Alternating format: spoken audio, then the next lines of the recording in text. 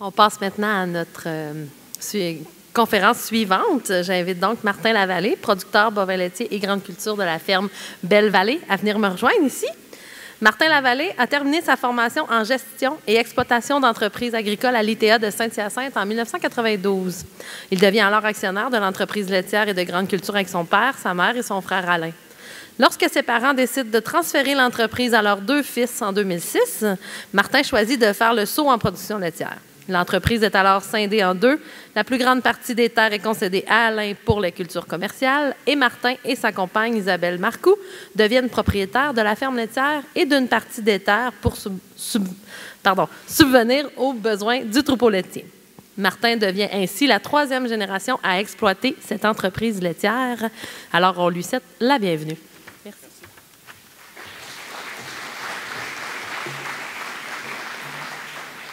Alors, bonjour tout le monde. Ça me fait plaisir de venir présenter mon entreprise ici aujourd'hui.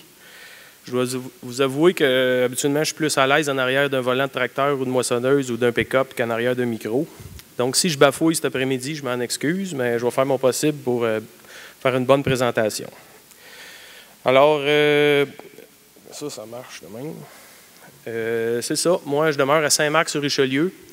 Saint-Marc, c'est situé entre Saint-Hyacinthe puis Montréal sur l'autoroute 20, sur la rive nord de la rivière Richelieu. Alors, notre famille, Isabelle, ma conjointe, elle est agent de voyage. Isabelle organise des groupes de producteurs agricoles à travers la planète. Puis j'ai eu beaucoup l'occasion de voyager avec elle, surtout en Amérique du Nord. C'est ce qui nous a permis d'ouvrir nos horizons puis de faire des choses un peu différemment. Alors, c'était très favorable pour notre entreprise, les voyages qu'elle a faits. Isabelle s'occupe de la comptabilité à la ferme, tout ce qui est paperasse et administration. Puis Isabelle est toujours derrière moi, peu importe les projets qu'on a à faire, elle est toujours là pour me seconder. Merci. Mon garçon, Benjamin, le plus jeune, il a 14 ans. Noémie a 15 ans et Raphaël, 17 ans. Les trois enfants sont quand même très impliqués sur la ferme, surtout les garçons. On peut penser qu'on a une relève quand même qui est assurée avec la famille. Historique de la ferme. Alors, quand j'ai terminé mes études en 92, mais je me suis associé avec mes parents, mon frère, comme on l'a expliqué tantôt. Puis moi, à ce moment-là, je m'occupais surtout des grandes cultures. La production laitière m'intéressait peu. Puis, vers les années 2004, 5, 6, là, je me suis remis en question. Puis, avant de liquider le troupeau, j'ai dit, on va l'acheter, puis on va peut-être travailler un peu moins qu'on travaillait auparavant. C'est un peu paradoxal, mais aujourd'hui, avec le cheminement qu'on a fait, je suis très fier de cette décision-là.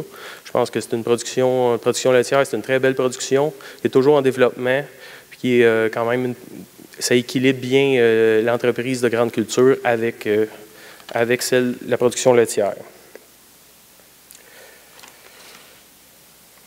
Au niveau des historiques des investissements, en 2006, quand on a repris l'entreprise, c'était clair qu'il y avait un minimum d'investissement à faire, fait que la production n'était pas très bonne.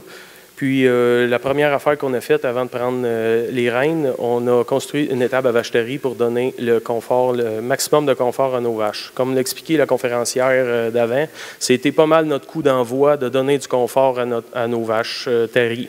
À partir de ce moment-là, la production laitière s'est mise constamment à augmenter. On a toujours acheté du quota d'une façon continue pour combler les besoins d'augmentation de production. Puis, à ce moment-là, on avait 68 kilos, je pense, en 2006. Puis aujourd'hui, on est rendu avec 125 kilos en propriété, malgré on a acheté rapidement de 2006 à 2008. L'autre investissement qu'on a fait qui était très favorable au niveau du confort des vaches, c'est l'ajout de sable dans nos logettes. On avait déjà des logettes sur tapis. On a rajouté simplement du sable d'une quantité qui correspond au même volume d'une logette profonde. Donc, on rajoute du sable d'une façon hebdomadaire sur nos tapis. Ça a été très positif aussi au niveau du confort des animaux. Puis en 2012, mais là, on a acheté 2 robots de traite avec 2 robots d'alimentation lactée. Pour vous dire que les bâtiments qu'il y a chez nous, c'est des bâtiments qui datent quand même de 40 ans.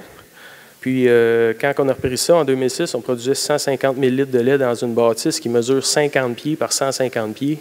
Puis aujourd'hui, cette année, en 2015, on va produire 1,3 million de litres de lait dans les mêmes infrastructures, sans aucun agrandissement. Tout ça, c'est fait par l'amélioration du confort des animaux. Alors, la ferme actuellement, comme on l'a décrit tantôt, j'étais associé avec un de mes frères. Aujourd'hui, on a 2 compagnies vraiment distinctes. Il y a celle de grande culture qui s'appelle Agri-Vallée, qui appartient entièrement à mon frère. Il y a 1200 hectares en culture avec 3 employés permanents. Puis, de mon côté, j'ai un employé à temps plein avec 350 hectares en culture, puis 125 kilos de quota, comme je l'ai dit tantôt. Tout le parc de machinerie appartient à Agri-Vallée pour ce qui est des productions de grande culture. Moi, je les utilise. Ils travaillent pour moi, en fait. Puis moi, je possède seulement la machinerie pour la récolte des fourrages. Ça, ici, c'est le site, l'endroit de la ferme où toutes les opérations quotidiennes se déroulent. Donc, c'est mon frère, Alain, mon complice. Quand j'ai une décision à prendre ou quand lui en prend une, puis je trouve qu'il n'a pas d'allure, je lui dis. Puis l'inverse est aussi vrai. Fait que comme ça, je trouve qu'on est très complémentaires. On a chacun notre entreprise, mais on travaille quand même très proche l'un de l'autre. On échange notre temps. Pendant les récoltes, moi, je vais lui donner un coup de main, puis pendant mes récoltes, ses employés viennent travailler pour moi. Mes tracteurs travaillent pour lui en période de pointe, puis ses tracteurs travaillent pour moi en période de pointe. On ne comptabilise en aucun temps nos heures de travail parce qu'on pense tous les deux qu'on a une solution très gagnante à ce niveau-là. Donc, c'est une belle façon d'augmenter nos revenus, notre efficacité. Alors, le troupeau laitier, qui est libre depuis 40 ans, qui est nourri depuis cette année à 100% asselage de maïs. Il n'y a aucun fourrage qui est donné au troupeau, autant pour les vaches terries, les vaches en lait et les veaux 0,4 mois. Tout ce qui est produit sur la ferme, qui nourrit le bétail, c'est de l'ensilage de maïs et de la paille de blé à 100%. Donc, on voit ici au niveau des critères de production, là, ça, c'est les chiffres qui datent de mars 2015, mon année financière. Donc, on avait 93 vaches totales, 84 vaches en lactation, avec la production de 12 327 kilos, ce qui représentait une production quotidienne de 1,47 kg de gras, avec un test de gras de 3,82, 3,32 de protéines, puis un taux de réforme de 26,5 %.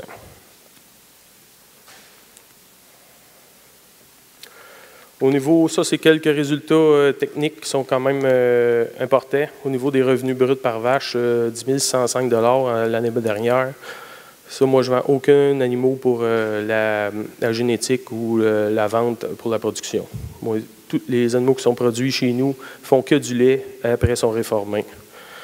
Puis, on produit 500 000 litres de lait par travailleur. C'est des chiffres qu'il y avait au niveau du syndicat de gestion qu'on a jugé bon de présenter. Alors, au niveau des cultures, c'est quand même important sur notre entreprise maintenant, étant donné qu'on fait zéro fourrage. C'est rendu que ça représente près de 40 % de nos revenus proviennent des grandes cultures. Puis, 40,5 hectares de maïs fourragé seulement pour produire les 1,3 million de litres de lait. Avec ça, mais il ne faut pas oublier que toute la machinerie qui servait à faire du foin a tout été vendue. Faucheuse, faneur, presse, il n'y a plus rien pour produire du foin sur ma ferme. Au niveau de nos objectifs pour la production, ce qu'on désire, c'est des conditions optimales d'élevage, des génisses, comme un peu les conférences d'avant et non faites part. On veut augmenter la durée de vie. Évidemment on veut qu'il dure le plus longtemps possible parce que le nœud de la guerre, c'est la réforme. On veut réduire notre taux de réforme qui est de 26,5 % à environ 20-22 %. L'âge au premier vêlage qui est actuellement de 23 mois, On veut le ramener à 22 mois.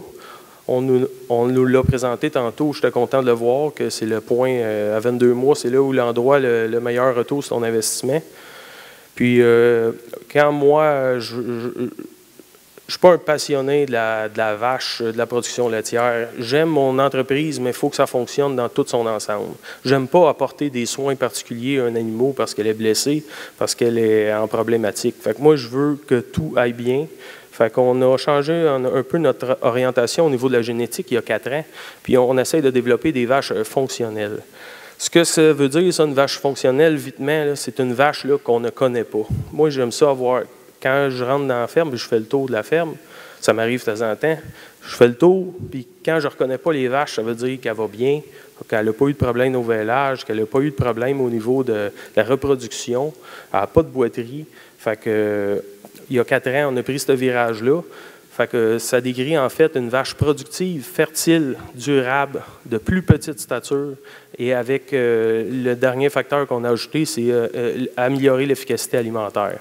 On veut s'approcher d'une efficacité alimentaire d'environ 1,6 ou aller jusqu'à 1,8, c'est-à-dire consommer 23 kg de matière sèche et produire 40 kg de lait. C'est ce qu'on vise. Actuellement, on est autour de 23 kg de matière sèche avec 38,5 kg de lait, qui nous rapporte à une efficacité alimentaire de 1,68.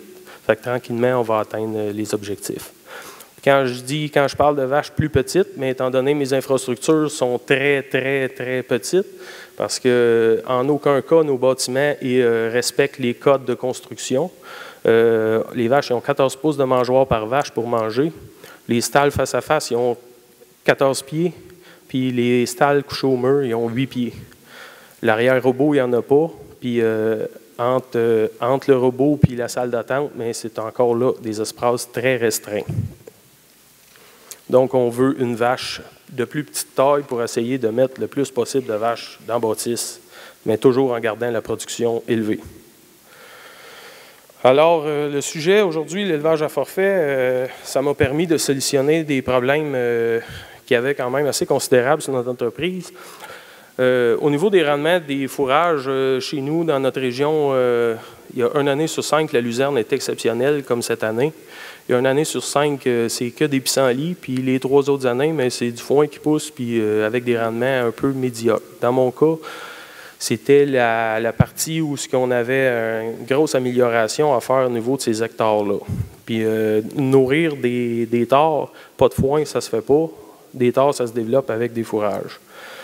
Puis les investissements importants à mettre dans le bâtiment d'élevage, parce qu'étant donné le site il était à 3 km, le bâtiment il est vieux, ce n'était pas des conditions optimum d'élevage, fait qu'il y avait quand même une somme importante d'argent à mettre dans les bâtisses pour rendre ça plus conforme. Puis aussi l'autre point, c'est que moins vulnérable à la perte de la main-d'œuvre. C'est parce que j'aime pas ça, moins vulnérable. Puis là, j'ai un employé, je suis obligé d'avoir un employé parce que pour nourrir les tares, ça demandait quand même 2 heures par jour de travail juste pour s'occuper des tares. Puis ma ferme laitière est quand même entièrement automatisée. Donc, l'employé que j'ai maintenant, qui s'occupe de la gestion du troupeau à raison de 40 heures semaine, ses horaires sont de 7 à 4 tous les jours de la semaine. Lui, il fait que des soins aux petits veaux, que des soins aux vacheteries et des vaches laitières pour la reproduction, les vaccins, tout et tout. Puis, quand il doit s'absenter ou s'il me quitte avec l'élevage des tares, mais ça me rendait un peu vulnérable. Tandis que là, si pour quelque raison que ce soit, il me quitte demain matin, mais la vie continue, puis ça ne m'accapare pas trop de temps pour le remplacer. Puis, évidemment, mais le point, ça m'a permis de libérer des superficies pour les cultures plus rentables parce qu'on est quand même très productif au niveau du maïs-grain et du soya dans notre région. Jusque-là, ça va? Alors, au niveau de l'élevage des génisses, de la naissance à 4 mois, les veaux sont sur un air paillé avec les robots d'alimentation. De 5 mois à 21 mois sont élevés à Matane, chez Mme Lacoste. Ça, c'est Ce stretch-là, là, de 5 mois, 21 mois, avant, c'était fait sur mon deuxième site. Maintenant, c'est fait à forfait chez Mme Lacoste à Matane. Puis de 22 à 23 mois, bien, avant le vêlage, on les ramène à la ferme, pareil comme avant, à 2 mois de préparation vêlage. Pardon. Alors, dès la naissance, c'est là que ça commence. On a parlé, la présentatrice devant moi en a parlé, puis là-dessus, on travaille très fort en ce moment pour s'améliorer beaucoup. Alors, 0,3 jours, mais évidemment que le colostrum il est servi dès les premières heures de vie. Il y a jusqu'à 10 heures pour naître, par contre, parce qu'après 10 heures, ça va au lendemain matin pour avoir son colostrum. Puis, le vaccin, évidemment, le lait de remplacement est servi dans des enclos individuels. Puis, à partir de ce moment-là, à 3 jours, on génotype toutes nos génisses pour ne pas élever les moins bonnes. Ce qu'on veut retrouver avec le génotypage, ce n'est pas la meilleure génisse, ce sont les moins bonnes. C'est eux qu'on ne veut pas élever.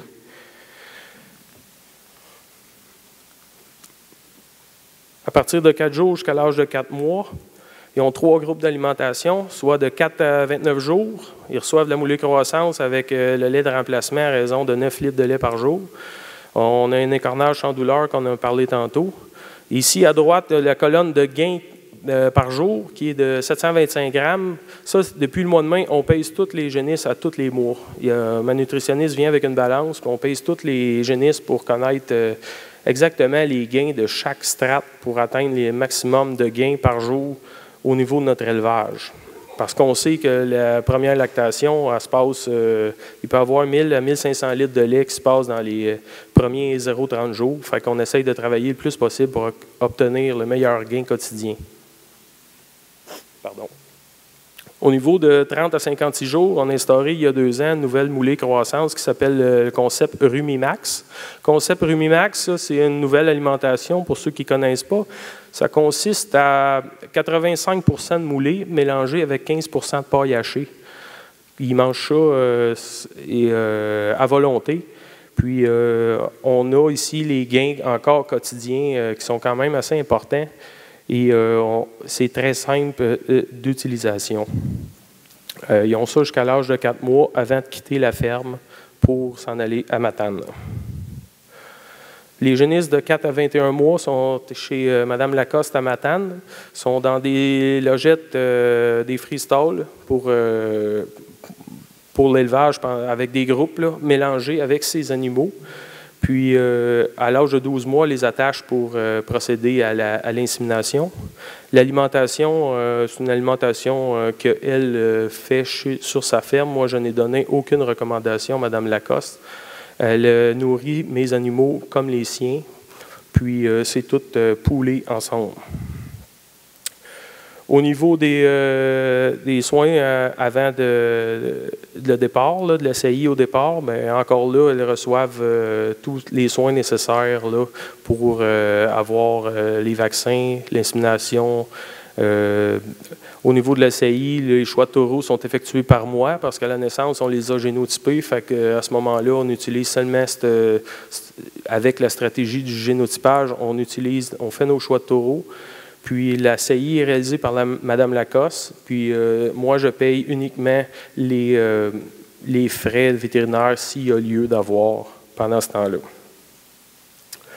Puis à 22 mois, mais ils reviennent à la ferme, sont logés sur un air paillé, pareil comme auparavant, avec les vacheteries.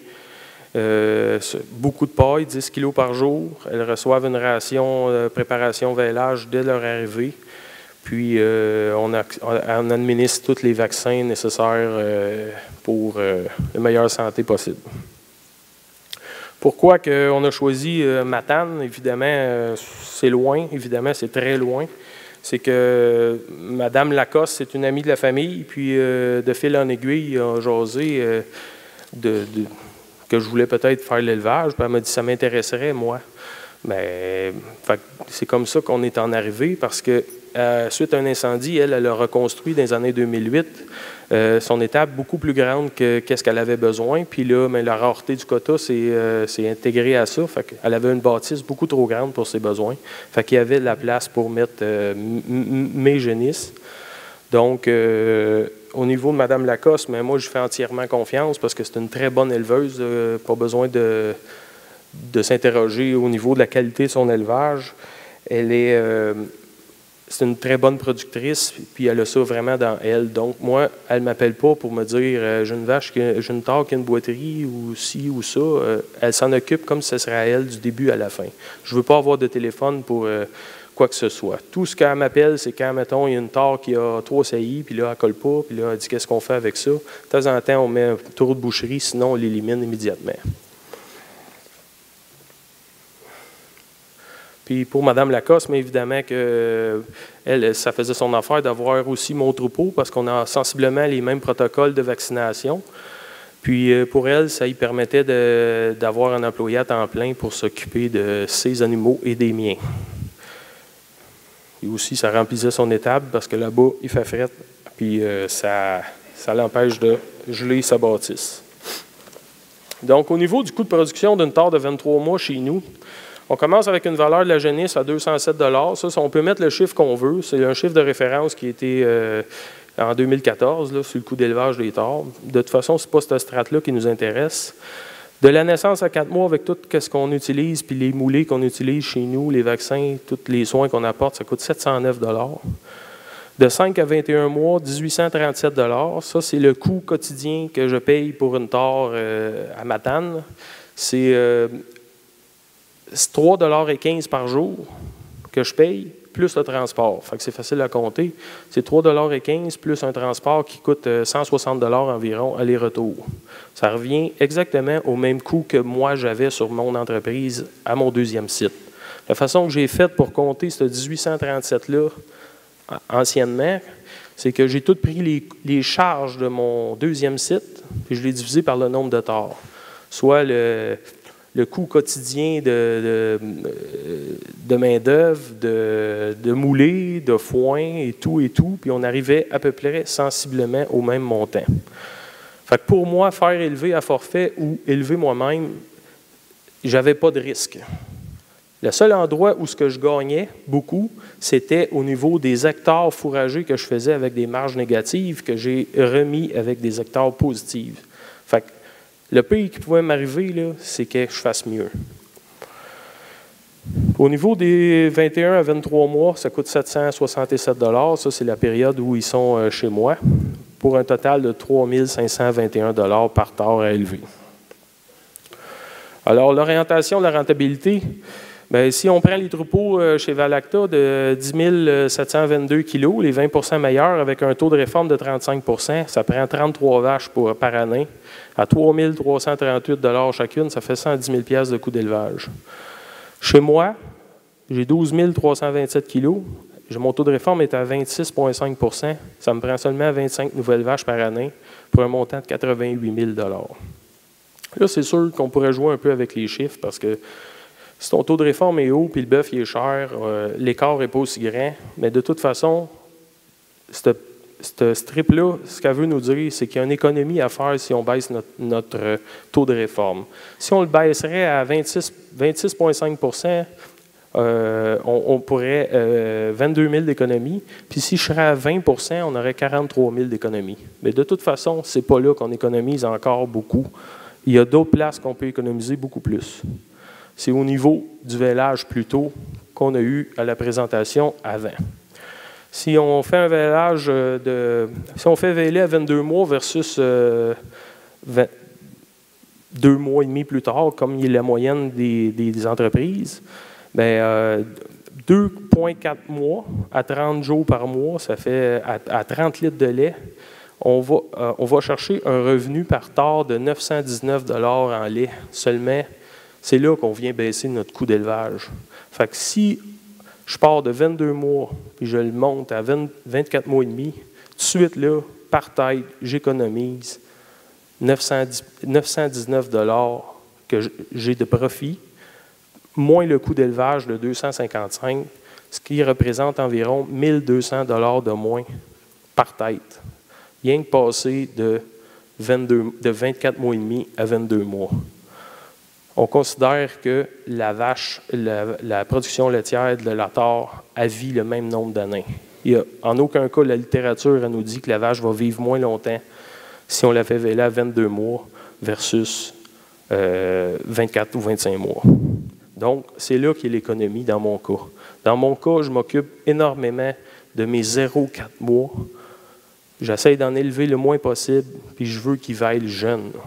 Pour ça, il faut mettre beaucoup d'emphase sur le 0,4 mois. Le 30 000 d'économie qui est en bas, ça, c'est du concret, c'est du vrai. C'est là que je paye mon élevage à forfait. Je consacre mon temps sur le 0,4 mois versus le reste de l'évolution de la génisse. Alors, pour conclure, je dirais que c'est ça. C'est important d'être performant, peu importe le mode d'élevage. Il n'y a rien qui dit que c'est rentable de faire élever à forfait ou non. Dans mon cas, cette partie-là, il n'y a pas de différence. Puis, il faut que ça soit simple. Tous les modes de gestion devraient être simples. Plus c'est compliqué, moins il y a de rentabilité, à mon avis. Plus il y a de chances d'avoir d'erreurs. Puis, aussi, l'autre affaire, c'est qu'au moment où on a pris cette décision-là, il y avait quand même une certaine incertitude au niveau de la production laitière. Puis je me voyais mal investir des milliers de dollars dans une bâtisse pour élever des tares, vu cette situation-là. Donc, pour moi, c'était une situation gagnante jusqu'à maintenant. Alors, merci beaucoup de votre attention. Puis, si vous avez des questions.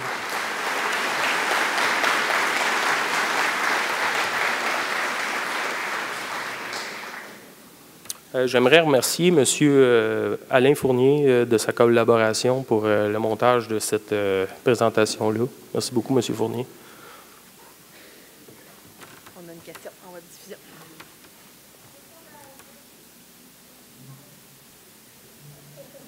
Question de la web diffusion de Marie-Ève Dubuc. Les naissances étant distribuées à l'année, est-ce que les animaux sont regroupés par lot pour le transport jusqu'au site de Matane, et ce, plusieurs fois par année?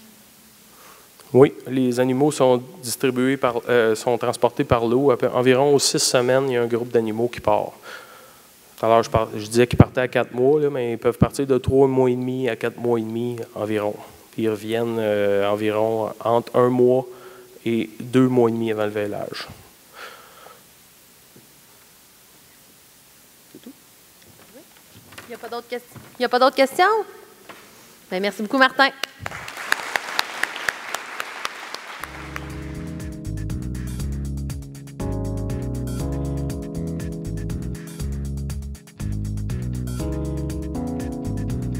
Connaissez-vous AgriRéseau et ses 36 sites spécialisés, dont le site bovin laitier? Abonnez-vous dès maintenant pour voir comment AgriRéseau a évolué et pour profiter pleinement de toutes ses fonctionnalités.